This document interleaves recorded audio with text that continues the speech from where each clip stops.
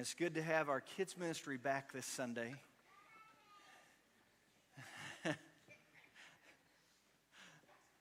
Gotta get those. Bye-bye. You going that way? Have fun.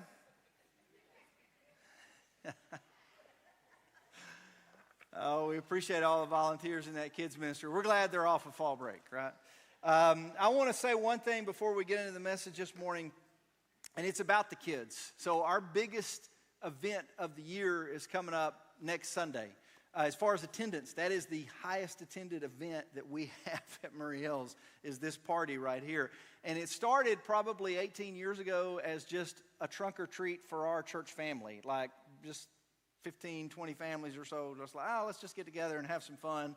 It's a good, safe way to celebrate this holiday. And so we just got together and did that. It slowly grew into a party for the community.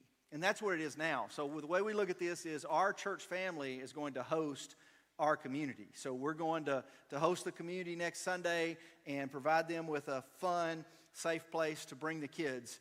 And we need a lot of volunteers to make it happen. It takes hundreds of volunteers to make this happen. And we're running a little short. And so we were talking in staff meeting like, well, what are we going to do? How do we kind of let people know? We got to get some more volunteers. We got to get some more candy. And Todd had the idea for a video. And he somehow talked us into it. And so here's the video. Come in. Hey, Tammy. Hey. You got the script ready for the video? I do. Yeah. Okay, Here great. you go.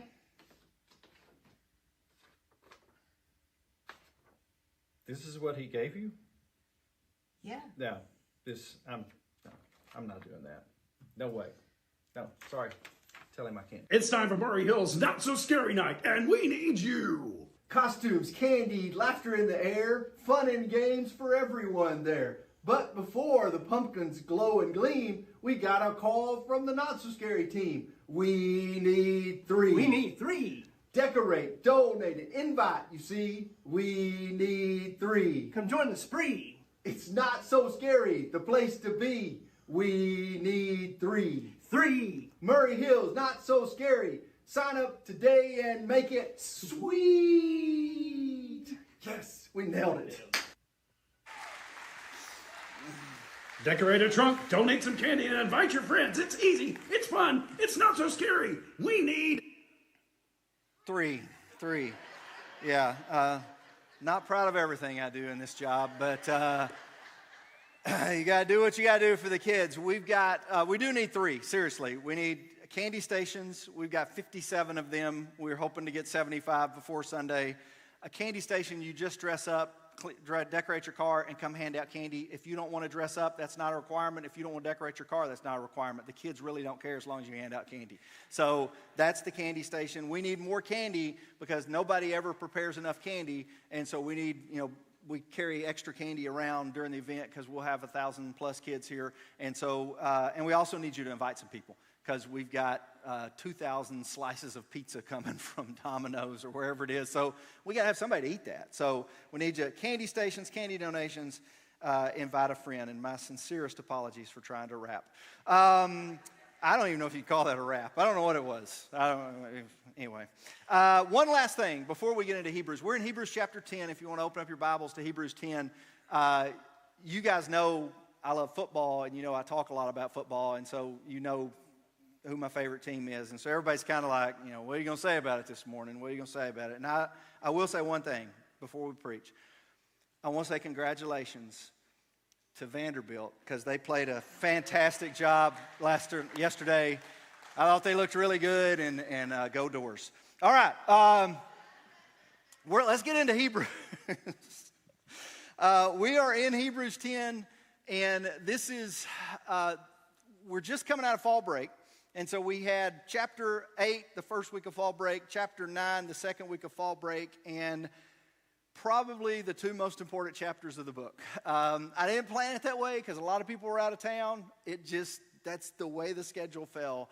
And the reason I call them 2 of the most important chapters in the book is because in 8 and 9 and also in 10, he's explaining the difference between the old covenant and the new covenant. And if you don't understand the difference between the Old Covenant and the New Covenant, you'll end up misapplying a lot of this book, especially when it comes to the Old Testament. So there's two parts to the Bible, the Old Testament and the New Testament. The Old Testament contains the story of the Old Covenant, the covenant made with Moses, the law of Moses, the priestly system, animal sacrifices, all of that kind of stuff. The New Testament contains the story of the New Covenant, which was made by Jesus, the death, burial, and resurrection of Jesus. And in chapter 8 and 9, he explains why the New Covenant is superior to the Old Covenant. That the New Covenant is based on better promises. The New Covenant is a fulfillment of the Old Covenant. The Old Covenant was temporary. It was a shadow of things to come. It will become obsolete and outdated. And the New Covenant is established by Jesus, is what we are a part of. Now, it's really important to understand that because a lot of Christians get confused when it comes to applying Old Covenant, New Covenant. So I said in those messages, all of the Bible is inspired. The Bible is equally inspired. It's not equally applicable. So there's parts of it that don't apply to us today. And there's parts of it that absolutely do apply to us today. So I would encourage you, if you get a chance this week and you missed because of fall break, go listen to those two messages. And if you don't get a chance to listen to the whole message, just read Hebrews 8 and 9, because those are really important chapters in the book and in this series. He'll pick up right where we left off in Hebrews chapter 10. So we're going to read through some highlights of chapter 10, and then I'm going to try to apply it for you today. But right at chapter 10, he says the law, and he's talking again about the Old Covenant. The law is referring to the law of Moses, which is in the Old Testament. He says the law is only a shadow of the good things that are coming, not the realities themselves. For this reason, it can never, by the same sacrifices repeated endlessly year after year, make perfect those who draw near to worship. Otherwise, would they have stopped being offered? They would not have stopped being offered, For the worshipers would have been cleansed once and for all, and would no longer have felt guilty for their sins. But these sacrifices are an annual reminder of sins. It's impossible for the blood of bulls and goats to take away sins. He's talking about the old law, the law that they grew up in, the system of worship that they grew up in, that they'd heard their entire life. This is the way you worship God. This is how you draw near to God. And he's reiterating that it's not perfect. And you had to come back over and over and over again, and it couldn't provide forgiveness of sins. Jesus is the only thing that can provide forgiveness of sins. So Jesus is coming as a fulfillment of the law. Jump to verse 10. By that will, talking about the will of God, we've been made holy through the sacrifice of the body of Jesus once for all. Day after day, every priest stands and performs his religious duties. Again and again, he offers the same sacrifices which can never take away sins. But when this priest, Jesus, had offered for all time one sacrifice for sins, he sat down at the right hand of God, and since that time he waits for his enemies to be made his footstool. For by one sacrifice he has made perfect forever those who are being made holy. That is a quick summary of the good news.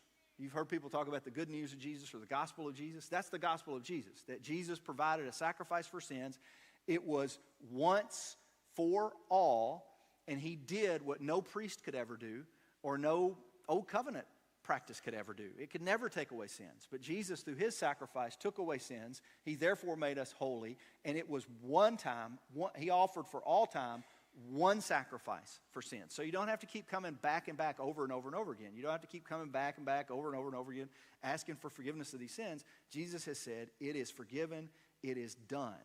And therefore, and we get to kind of the middle part of the chapter, verse 19. Therefore, brothers and sisters, since we have confidence to enter the most holy place by the blood of Jesus, by a new and living way he opened to us through the curtain, that is his body, and since we have a great high priest, or great priest, over the house of God, he's going to issue this invitation.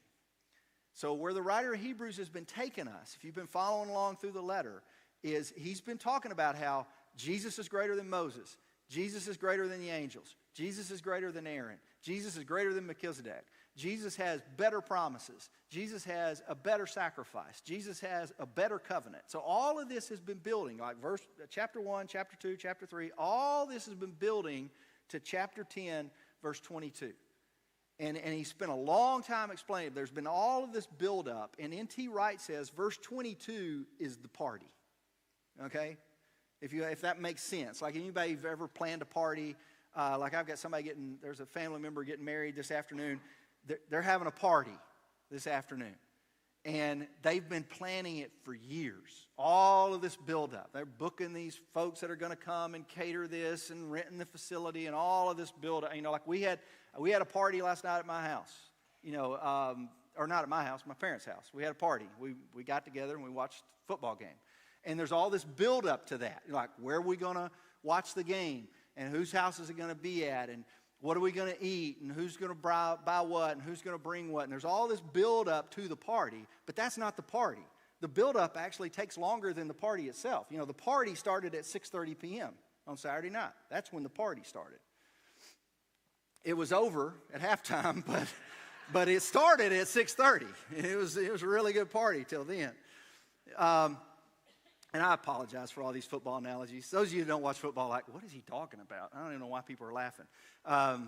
You just got to watch the ball games. But the party started at 6:30, and that's what N.T. Wright says. All of this stuff, the writer of Hebrews has just been building this, building and building and building. Jesus is greater. Jesus is greater. Jesus is better. Jesus has better things. He's the great high priest. He's been building to this invitation. Here's the invitation. Let us draw near to God with a sincere heart and with the full assurance that faith brings, having our hearts sprinkled to cleanse us from a guilty conscience and having our bodies washed with pure water. Let us hold unswervingly to the hope we profess, for he who promised is faithful. Now, you'll catch, if you know your Old Testament, you'll catch some Old Testament allusions there about having our hearts sprinkled to cleanse us from a guilty conscience. That's what they did with animal sacrifice. And he just said it could never really take away sin, but that was one of the practices. And so he's talking about how Jesus is fulfilling the old, and he's inviting us to draw near to God, to hold unswervingly to the hope we profess, and let us consider how we may spur one another on towards love and good deeds, not giving up meeting together as some are in the habit of doing, but encouraging one another, and all the more as you see the day approaching. This is a three-part invitation. And Todd, you know, when we were going through the first after the first service, Todd goes, hey, we need three. You need to include that. I said, no, I'm not going to include it. But this is a three-part invitation. I just did. Three-part invitation that to us. And I want to break it down kind of verse by verse. So verse 22, let us draw near to God with a sincere heart and with the full assurance that faith brings. No old covenant worshiper would have ever thought this was possible. No old covenant worshiper would have ever entered the Holy of Holies. It was forbidden. That's where the presence of God resided. You couldn't enter the Holy of Holies. Only the priest could enter the Holy of Holies. And really, only then, one time a year. Not every priest, one priest.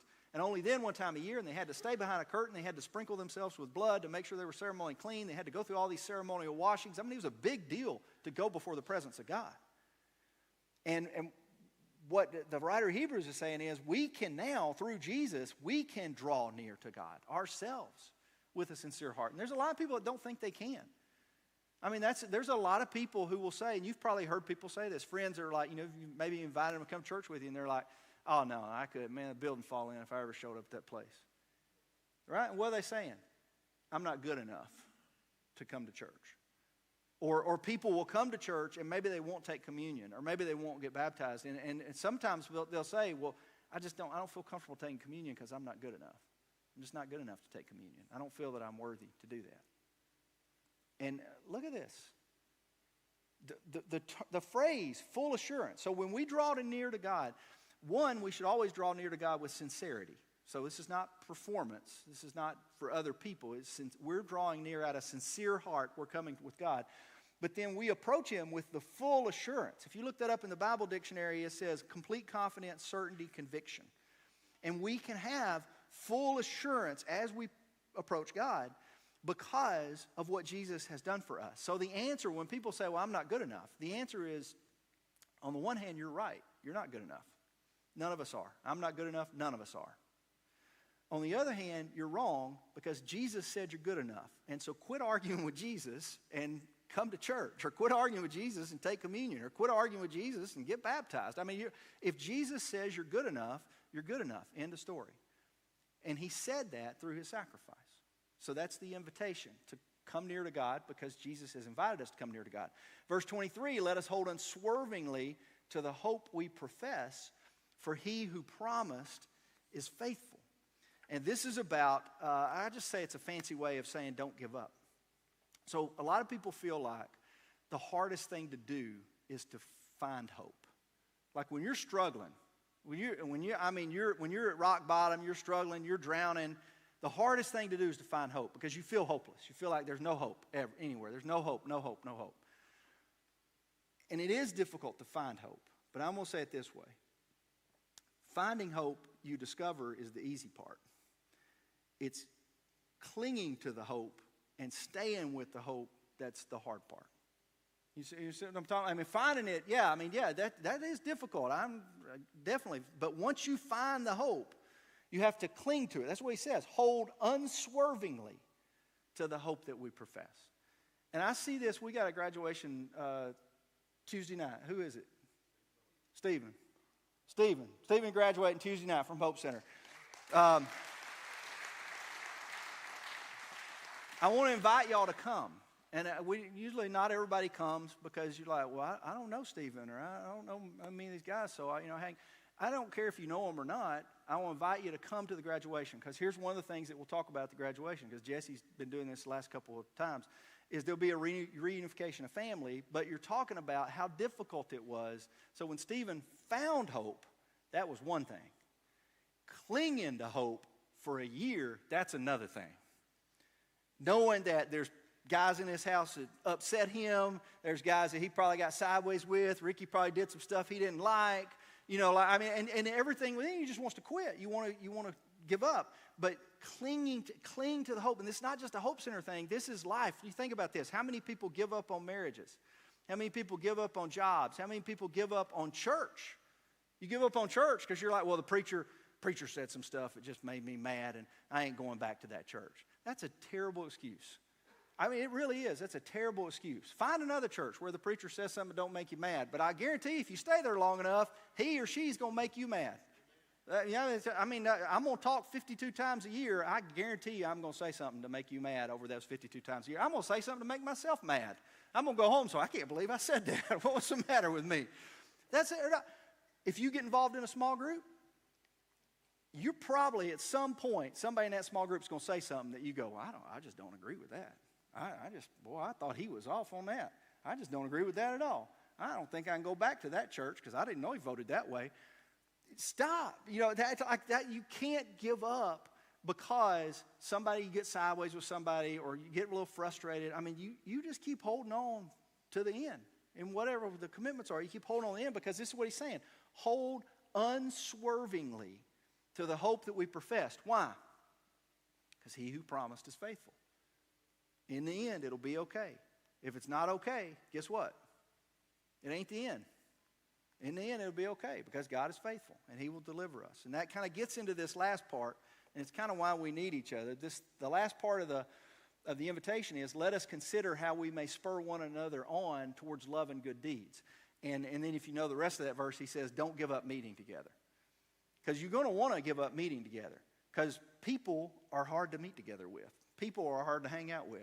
You're going to want to give it up, but don't give it up because we need each other so that we can spur one another on towards love and we can spur one another on towards good deeds. And here's the truth, and you need to understand this because we misunderstand this in our culture today, I think, a lot. And this is the truth. You can't do Christianity alone. It doesn't work that way. God never designed it and set it up that way. You learn patience by being with other people. You learn self-control by being with other people. You learn love by being with other people.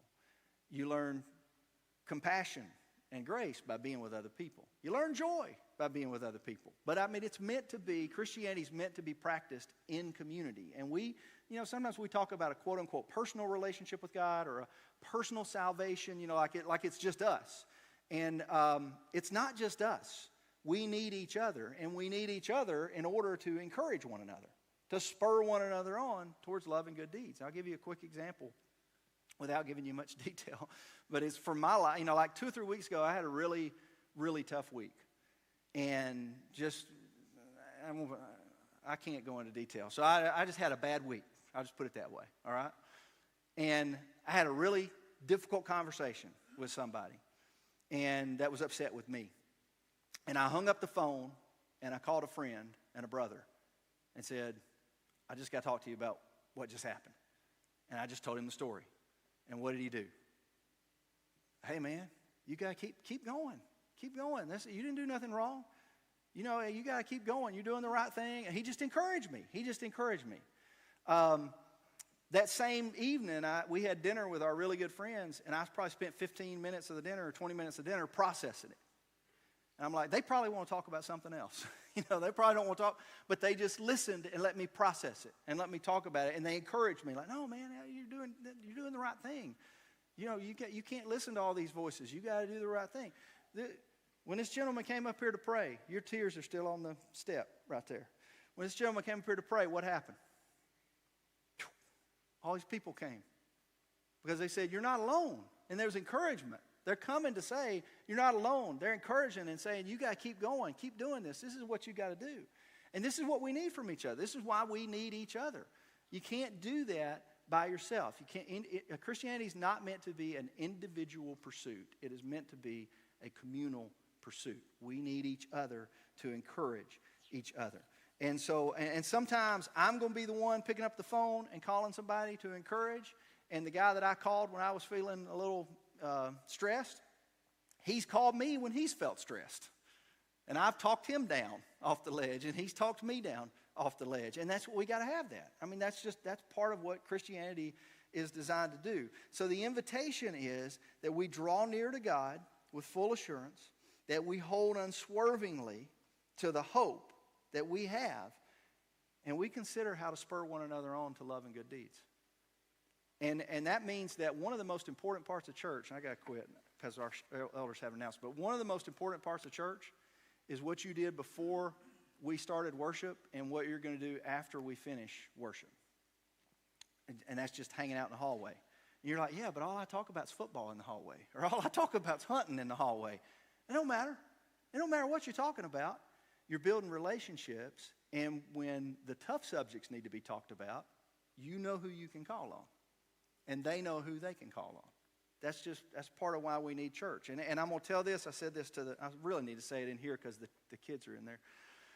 Parents, your kids and your students need this too. And they're growing up. You think about how easy it was for us to get isolated and kind of go into our own little world and kind of push everybody away. Think about how easy it is for them because they can just go into their phone and think that's community. They really need community. I heard a school this week canceled their homecoming dance because not enough kids signed up. And they asked one of the seniors in the news story, they're like, why didn't they sign up? And he said, we're all on our phones. We don't need a dance. We're just all on our phones. I was like, man. They need it. We need community. So what I'm saying is, and you're going to have to push them because they ain't going to want to do it. I know they walked out the door just now because they listened to Todd preach, listened to Russ preach. They went out the door. But when it's tonight at 5:30 and you go, hey, you going to youth group? They're going to go, I don't know. Or when it's Wednesday night, I don't know. I don't know if I want to go. So they need that push. They need that community. So that's a whole nother sermon. Let me pray. If you're wondering, as we get to the end of Hebrews chapter 10, you're wondering like, yeah, how do I do that? Okay, like I see it. Draw near to God. Yeah, but how? Hold unswervingly the hope we profess. Yeah, but how? Consider how you can. How? How do I do this? I got a whole bunch of examples for you next week in chapter 11. And every one of them is a story about how someone did it. And it's the most least likely people you would ever think that could draw near to God and could do these things. And so we'll talk about that when we get to Hebrews chapter 11. So I'm going to say a word of prayer. One of our elders, Zach, has an announcement this morning, and it's a good announcement. Okay, when you hear one of the elders has an announcement, you think pastor's getting fired. It's not. Okay, it's a good announcement, and he's got a little video to show you and that kind of stuff. But let me pray. Father, I pray that you help us to accept this invitation. we all struggle with this invitation because we all struggle with feelings of unworthiness and not being good enough. And your son has declared us good enough. And so help us to have confidence because of that. And help us to realize how much we need each other. And we've kind of bought into a cultural lie that we don't need each other, that we can just listen to K-Love and read our Bible, and I don't need anybody to hold me accountable, and I don't need anybody to encourage me. And that's a lie. We need the accountability. We need the encouragement. And so pray you help us to seek it out and to stay in it even when things get tough. It's in the name of your son, Jesus, we pray these things. Amen. All right, Zach.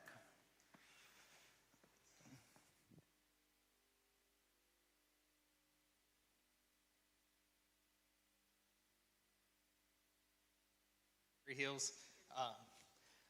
Today is Pastor Appreciation Day, and Russ, I have a little more appreciation for you because I can't remember what I said last service. That's a tough job. Immediately following service in the front lobby, we would love for you guys to join us. This is a special time to give thanks and honor our pastors for all they do for our church and our community. Brooks has a short passage he's going to read, and then there will be a video, and after that, you are dismissed. Jeremiah 3:15 says, "And I will give you shepherds after my own heart, who will feed you with knowledge and understanding." Good job. 1, 2, 3.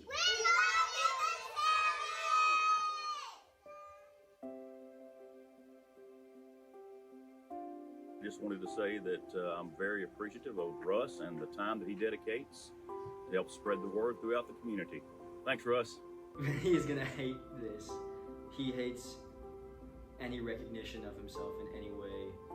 Todd is great. He is the best youth pastor I've ever had in my entire life. He's a great father, a great youth pastor, and he's a great friend. Oh, boy, we are so happy with the pastors here in Murray Hills. I can't imagine anybody having a better group of people to lead us. Thank you, Russ, for everything you do. We really appreciate it. It's an amazing church. I love the leadership at this church house. I love being here. Thank you, Mama Sherry.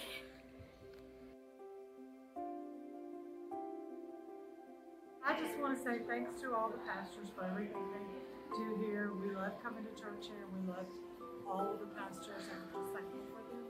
We want to say thank you to the pastors, the staff, volunteers, everybody for everything that all of you guys do for all of us here at Murray Hills, and hope you have a blessed day. I just want to say how thankful I am for the pastoral staff here.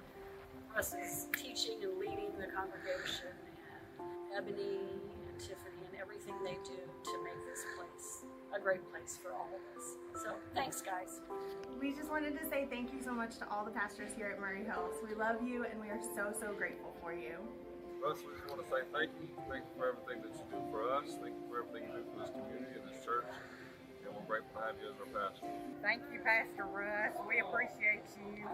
Hi, Russ. Just wanted to say thanks for everything you do. We appreciate you. Thank you, Russ. Thank you, Russ. Thank you, Pastor Russ and staff. Hey, we appreciate everything y'all do for us. We love the church. We just want to say thank you very much for the hospitality, everything you've done for us. I am just so grateful for all of our pastors here at Murray Hills, but Russ especially. His preaching style is just so down to earth and real, and it's the reason we're here after all these years. I think the sense of humor and it just the feeling of warmth that you get while you're at this church and while he's speaking and just being around him. He's a great guy. I love him. Love the church and can't imagine being anywhere else. Hey, Pastor Russ. I just want to let you know from the bottom of our heart over here at Hope Center Ministries that we are so grateful for everything that you do for us. From the ministry of the word and just to the kind words and the love that you and your family showed us. I don't know that we could do it without you. I am here because of the pastor. I think he does an awesome job. So thank you very much, Pastor Russ. Yes. Okay, I'm just so happy to be here, and I hope All the pastors are doing wonderful, each one of them. I hate to call names because you're all good, but can't keep from saying hi to Russ. Murray Hillies want to thank you and Russ for everything you've done for us. We just thank you. God bless you. I am grateful for all of the pastors and ministers at Murray Hills, and what I love most is the way that God allows them to share their talents and always point us back to Jesus. I just wanted to let all of the pastors here at our wonderful church know how much I really appreciate them.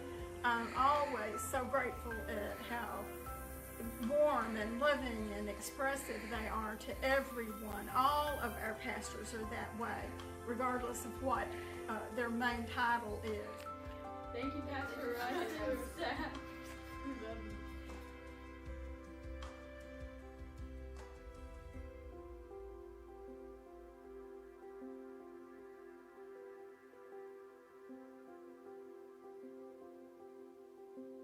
What a blessing to be at this church where we have such an amazing, amazing ministry team.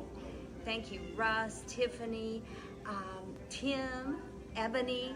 The list goes on, and I know I've forgotten many, many people. Sherry, Lisa, everybody here at this church. I can't think of a better place to be. Thank you.